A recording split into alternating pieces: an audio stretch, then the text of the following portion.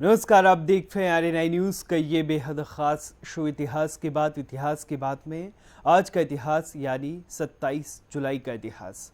आज के इतिहास में आपका स्वागत है। मैं हूँ आपके साथ गुफरान खान। आज के इतिहास में आपको ले चलेंगे 27 जुलाई के सफ़र पर। तो चलिए 27 जुलाई के सफ़र पर।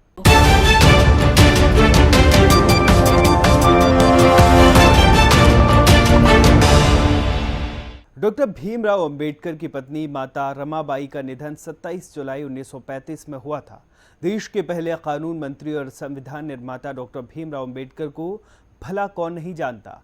बचपन से ही भेदभाव झेलने वाले अंबेडकर के जीवन में कम चुनौतियां नहीं आई, लेकिन उन्होंने हर चुनौती का सामना करते हुए खुद को साबित किया। डॉक्टर भीमराव अंबेडकर ने दबे पिछले समाज के उद्धार के लिए इतना कुछ किया कि उन्हें बाबा साहब की उपाधि दी गई। इसके पीछे हर कदम पर साथ देने वाली उनकी पत्नी रमाबाई अंबेडकर का भी अहम योगदान रहा।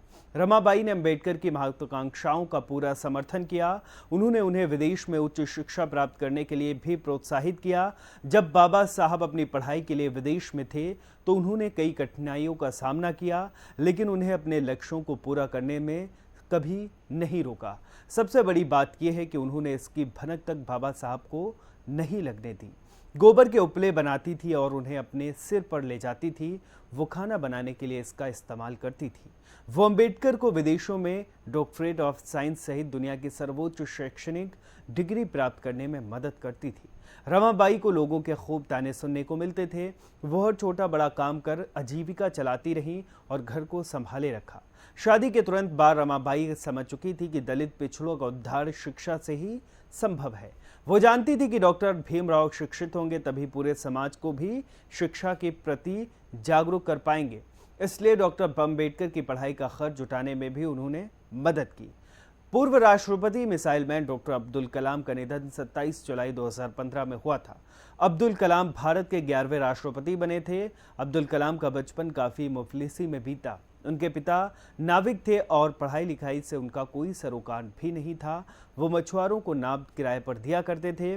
5 भाई और 5 बहनों के परिवार को चलाने के लिए उनके पिता को काफ़ी मेहनत और संघर्ष करना पड़ा था।